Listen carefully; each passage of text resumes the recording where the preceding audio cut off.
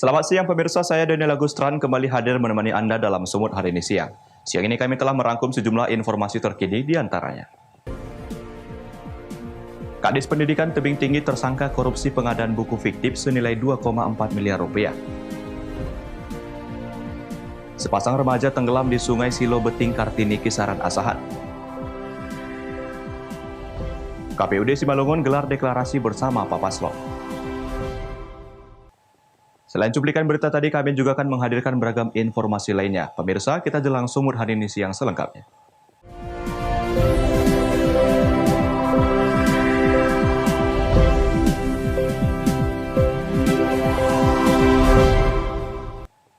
Kita ke informasi pertama, pemirsa. Kejaksaan Negeri Tebing Tinggi Sumatera Utara menetapkan Kepala Dinas Pendidikan Kota Tebing Tinggi sebagai tersangka kasus korupsi pengadaan buku fiktif senilai 2,4 miliar rupiah.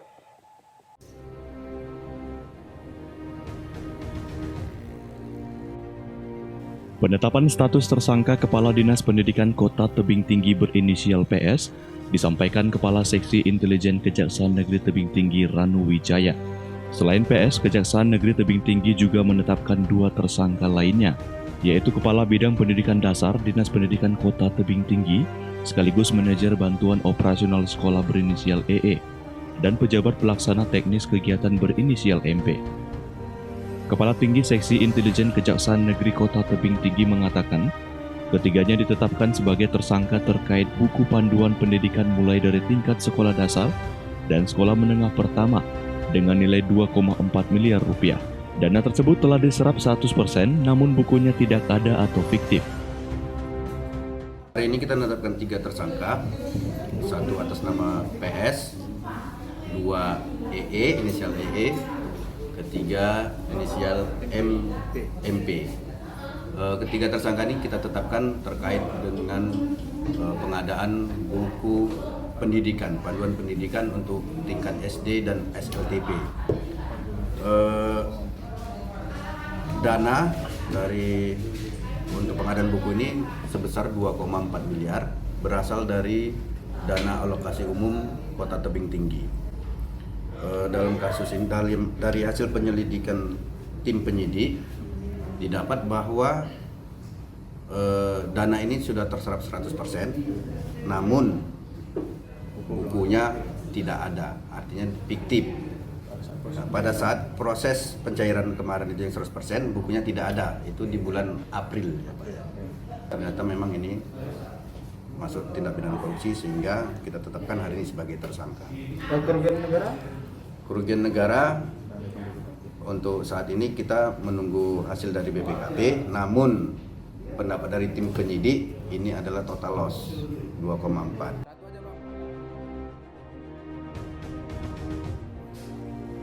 Hingga kini pihak Kejaksaan Negeri Tebing Tinggi belum melakukan penahanan terhadap ketiga tersangka dengan alasan para tersangka kooperatif saat proses pemeriksaan. Alex Garingging melaporkan untuk Evarina TV.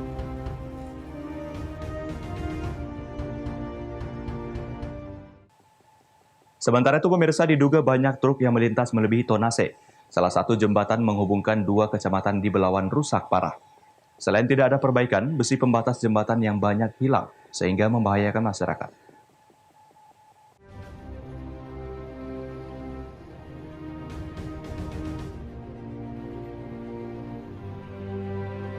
Salah satu jembatan yang rusak parah dan selalu menimbulkan kemacetan berada di kawasan Jalan Titi Pahlawan, Kecamatan Medan Labuhan, Sumatera Utara, membuat resah para pengguna jalan. Jembatan yang menghubungkan dua kecamatan Medan Marelan dan Medan Labuhan ini rusak parah dan sering menyebabkan kendaraan terjebak dalam lubang. Selain jembatan mengalami kerusakan, juga terlihat pada besi pembatas atau pagar jembatan banyak yang hilang, sehingga membahayakan bagi pengguna jalan dan bagi pengendara lainnya. Salah satu warga mengatakan, jembatan yang menghubungkan dua kecamatan ini membahayakan bagi pengendara yang melintas. Warga berharap pemerintah segera memperbaiki jembatan tersebut sebelum menelan korban. Kita lihat di sekitar badan jalan ini sudah berlobang. Nah, antara kendaraan di depan dengan yang di belakang akan mengelakkan jalan yang berlobang, bisa-bisa nanti tabrakan itu. Kedua, ini jembatan sudah lama sekali setahu kita, boleh dikatakan puluhan tahun. Nah, kita lihat jembatan ini perlu alternatif membuat jembatan yang baru. Second bridge ataupun jembatan perlu dilakukan. Karena apa? Setiap kendaraan yang lewat, kita selalu masyarakat berdiri di jembatan ini rasanya gegar dan goyang. Bisa-bisa nanti ambruk. Jika pemerintah lambat dalam menangani perbaikan jembatan, maka akan menghambat roda perekonomian di Sumatera melalui Pelabuhan Belawan yang menjadi pintu keluar masuk barang melalui jalur laut. Wahyu Pratama melaporkan untuk Eva Rina TV. Pemirsa, seorang komisioner KPU Kota Sibolga beserta sekretaris KPU Kota Sibolga dinyatakan positif terpapar COVID-19. Keduanya dinyatakan positif berdasarkan hasil swab dan sedang menjalani isolasi mandiri.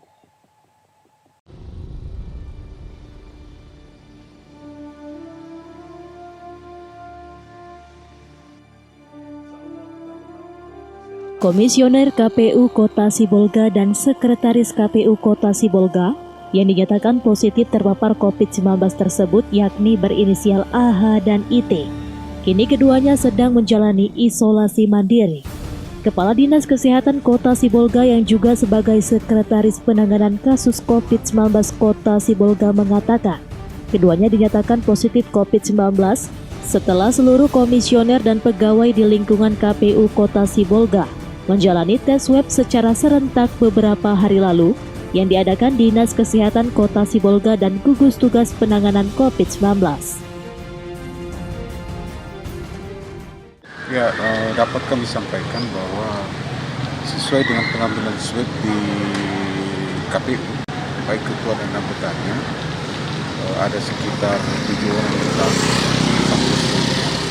Di antaranya ada 2 orang yang positif berdasarkan hasil tes PCR pulmonary generation. Yang 2 orang ini berinisial AH dan I. Saat ini berdasarkan data dari Gugus Tugas Kota Sibolga, terkonfirmasi jumlah positif COVID-19 di Kota Sibolga mencapai 26 orang.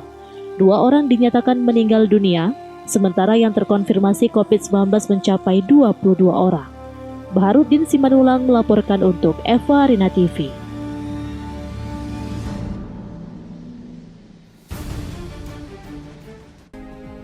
Sepasang remaja tenggelam di Sungai Silo Beting Kartini Kisaran Asahan. Beritanya akan hadir sesaat lagi.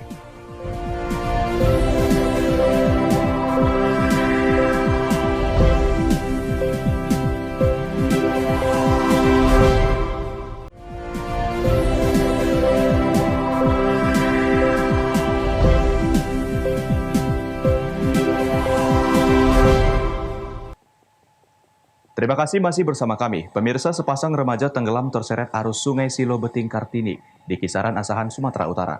Hingga Minggu sore, kedua korban belum ditemukan.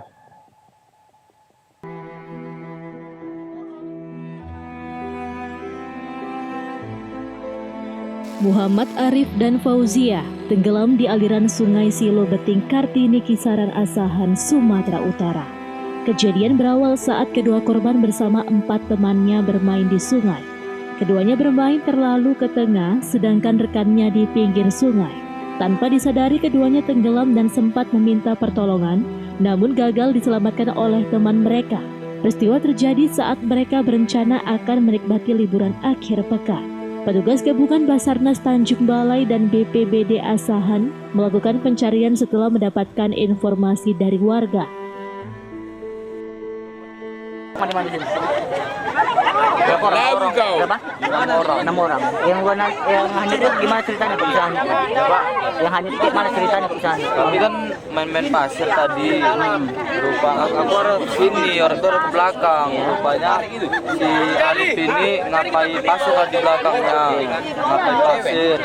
Rupanya ke belakang lama-lama tuh. Nggak ada ngomong. Orang itu terakhir minta tolong. Itulah langsung aku kejar, aku tarik. Rupanya tanah ini longsor. Aku mau tenggelam juga ditarik orang itu. Itulah langsung lari aku ke belakang, orang berdua nolongi kawanku ini. Nolongi, rupanya kawanku ini pun mau tenggelam juga, mau mati juga. Itulah terakhir dapat yang surut bisa di samping orang ini. Langsung hilang dua-dua, Pak. Hingga Minggu sore kedua korban masih belum berhasil ditemukan. Pencarian akan dilanjutkan hingga 6 hari ke depan. Taufik melaporkan untuk Eva Arena TV. Masih dari Kabupaten Asahan, pemirsa seorang pria pelaku pencurian 1 tabung gas di sebuah kafe di Jalan Imam Bonjol, Kisaran, Asahan, terekam kamera pengawas CCTV.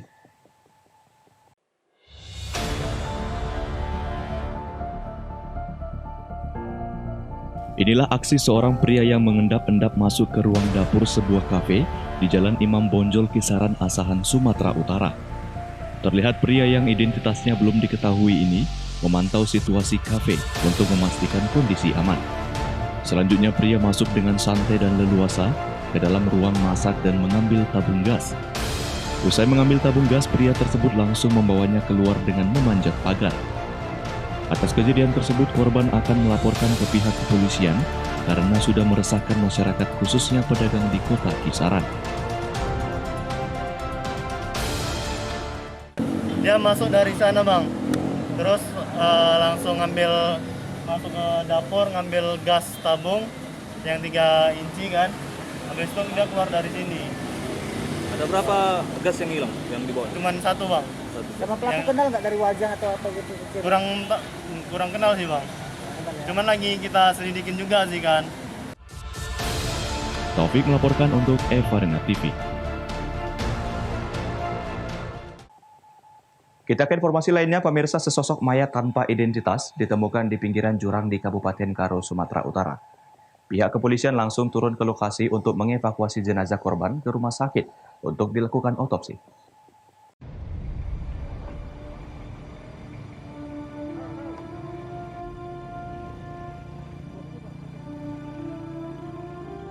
Sesosok mayat pria tanpa identitas ditemukan di pinggir jurang di Kecamatan Brastagi, Kabupaten Karo. Tepatnya di Jalan Jamin Ginting kilometer 56-57, Desa Douulu. Saat ditemukan, kondisi mayat dalam posisi telentang, memakai celana ponggol coklat dengan kondisi tubuh memar dan lebam. Petugas kepolisian dari Polsekta Brastagi yang mengetahui kejadian tersebut langsung turun ke lokasi untuk mengevakuasi jenazah korban. Petugas bersama warga pun sempat mengalami kesulitan saat proses evakuasi dikarenakan jurang yang terjal. Dengan menggunakan tali, akhirnya jenazah korban dapat diangkat ke atas dan kemudian dibawa ke Rumah Sakit Umum Kabanjahe dengan menggunakan ambulans untuk kepentingan otopsi. Menurut Kapolsekta Brastagi, temuan mayat ini berdasarkan laporan dari pengendara yang saat itu sedang parkir memperbaiki mobilnya dan kemudian melihat korban berada di pinggir jurang.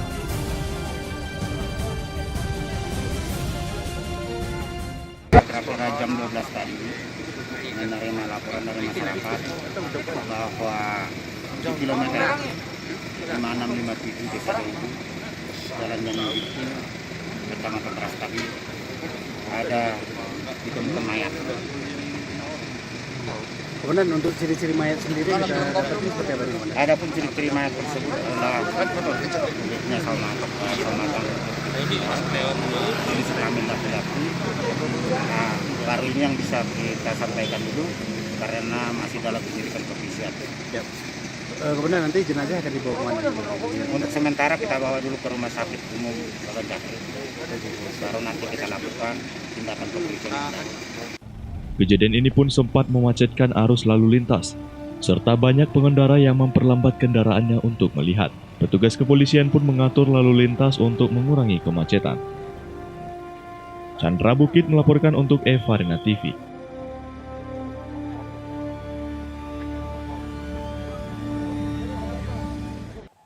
Pemirsa Sumut, hari ini akan kembali dengan informasi menarik lainnya. Tetaplah bersama kami.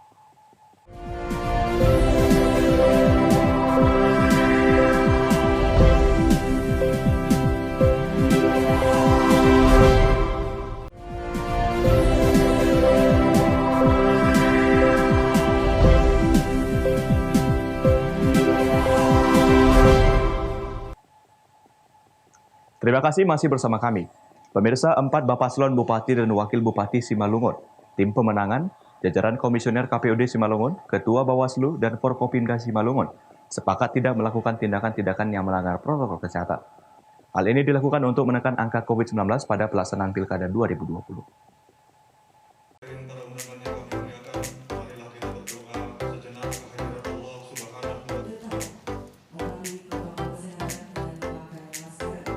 Menindaklanjuti Peraturan Bupati Simalungun Nomor 26 Tahun 2020 tentang peningkatan disiplin dan penegakan hukum protokol kesehatan dalam pencegahan dan pengendalian COVID-19, Komisi Pemilihan Umum Daerah Kabupaten Simalungun, Sumatera Utara menggelar deklarasi bersama kepatuhan terhadap protokol kesehatan menuju pemilihan Bupati dan Wakil Bupati Simalungun tahun 2020 yang sehat, aman, dan damai. Kegiatan ini dilaksanakan di Hotel Niagara Parapat pada Sabtu sore tanggal 19 September 2020. Penandatanganan deklarasi kesepakatan tersebut dilakukan langsung oleh 4 bakal pasangan calon Bupati dan Wakil Bupati Simalungun, beserta tim pemenangan atau tim kampanye, seluruh jajaran Komisioner KPUD Simalungun, Ketua Bawaslu Simalungun, dan Forum Koordinasi Pimpinan Daerah Simalungun. Ketua KPUD Simalungun Raja Ahab Damanik mengatakan, tujuan dilakukan deklarasi ini guna berkomitmen bersama untuk mematuhi protokol kesehatan, pencegahan dan pengendalian COVID-19 dalam pelaksanaan tahapan pemilihan Bupati dan Wakil Bupati Simalungun tahun 2020. Seluruh tim pemenangan atau tim kampanye beserta pengusung partai politik, pendukung bakal pasangan calon sepakat tidak melakukan tindakan-tindakan yang melanggar protokol kesehatan. Hari ini kita melaksanakan deklarasi bersama dengan seluruh bakal pasangan calon Bupati dan Wakil Bupati Simalungun tahun 2020 untuk berkomitmen ya sama-sama mematuhi protokol kesehatan khususnya penanganan pencegahan penularan COVID-19 yang sama-sama kita ketahui bukan hanya Kabupaten Simalungun tapi seluruh Indonesia bahkan dunia ini sama-sama kita berupaya untuk mencegah penularan COVID ini. Nah, kemudian kami berharap ini tidak hanya sekedar formalitas, deklarasi hanya sebatas tertulis dan ditandatangani saja, tapi kami berharap seluruh Bapaslon, seluruh tim pemenangan, tim sukses, dan juga partai politik, khususnya yang pengusung, yang sama-sama melaksanakan komitmen ini, ya sama-sama menjunjung tinggi komitmen ini dan sama-sama mengkampanyekan kepada seluruh masyarakat untuk tetap patuh terhadap protokol pencegahan COVID-19. Pak, bagaimana dengan pasangan calon yang tidak hadir, Pak? Ya, apakah itu tidak berkomitmen atau bagaimana, Pak? Baik, di luar deklarasi bersama yang kita tandatangani ini, kita juga akan tadi juga sudah dibuat penandatanganan fakta integritas terhadap kegiatan ini ya. Jadi bakal calon yang tidak hadir pada hari ini itu akan kita tetap mintakan komitmennya melalui penandatanganan fakta integritas. Nanti akan disampaikan langsung oleh bakal wakil bupatinya ya untuk ditandatangani. Setelah dilaksanakan deklarasi bersama, diharapkan pelaksanaan pilkada dapat berlangsung dengan sukses, kondusif, damai, dan aman, sehingga pilkada 2020 tidak menjadi klaster baru penyebaran COVID-19 di Simalungun. Dosi Simarmata melaporkan untuk Eva Rina TV.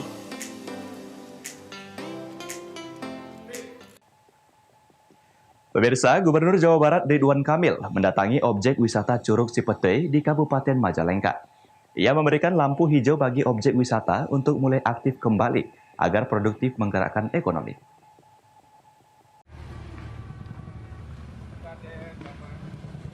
Dengan tetap menerapkan protokol kesehatan seperti menjaga jarak dan menggunakan masker, Gubernur Jawa Barat Ridwan Kamil beserta sejumlah unsur Forkopimda Minggu petang 20 September berkunjung ke Desa Bantar Agung, Kecamatan Sindangwangi, Kabupaten Majalengka.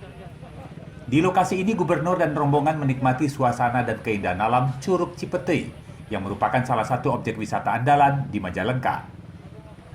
Dalam kunjungan tersebut, Gubernur Emil mengatakan ada sejumlah daerah yang relatif aman dari wabah pandemi COVID-19, sehingga ekonomi dan wisata bisa bangkit dan bergerak lagi. Sekalipun demikian, kewaspadaan akan wabah corona yang masih belum tuntas tetap harus digiatkan dengan menerapkan protokol kesehatan yang semestinya tetap dilakukan. Ada Bodebek, ada Bandung Raya, dan sisanya. Nah, sisanya ini yang 3, banyak daerah-daerah yang sebenarnya jauh dari COVID, ekonomi bisa produktif, asal tetap menerapkan protokol kesehatan. Tadi Pak Bupati Banjalengka melaporkan ekonomi sudah berjalan baik, kasus juga sedikit kan, artinya ada tempat-tempat yang bisa dibuka selama masa AKB ini. Nah, salah satunya yang kita kunjungi dan namanya Curug Cipetei, ya.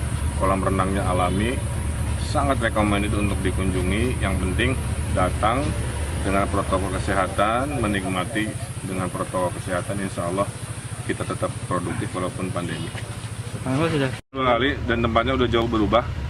Sangat layak untuk dikunjungi, untuk kelas internasional pun saya kira sudah memadai. Ini jadi tempat wisata favorit Kang Emil juga? Iya, kalau Majalengka kayaknya wajib itu. Dibukanya sejumlah objek wisata dengan tetap menerapkan protokol kesehatan disambut baik oleh salah seorang pengunjung Curug Cipetei ini. Ya, saya lagi wisata aja di sini, lihat-lihat di sini. Tempatnya bagus, indah, ianya juga bagus-bagus. Ngapain aja tadi? Wisata bareng keluarga di sini, terus jalan-jalan, lihat pemandangan alam di sini, pokoknya bagus banget. Dari mana emang? Dari Cimahi. Jauh sengaja ya? Iya, sengaja pengen ke sini. Di masa PSBB ini tapi tetap jaga protokol kesehatan. Tetap lah. Ini makanya kita tetap pakai masker supaya tetap terhindar dari yang namanya. Untuk masuk ke tempat ini, pengunjung cukup membayar Rp20.000. Selain mendapatkan cenderamata gratis, di tempat ini wisatawan bisa menikmati curug atau air terjun, ayunan langit, glamor camping, serta menyeruput hangatnya kopi khas Cipetei. Dari Majalengka, Jawa Barat, Enjang Solihin, Kantor Berita Antara, mewartakan. Pemirsa, informasi tadi sekaligus mengakhiri pertemuan kita dalam Sumut hari ini siang. Saya Daniel Agustran mewakili kerabat kerja yang bertugas pamit undur diri dari hadapan Anda. Terima kasih atas kebersamaannya dan sampai jumpa.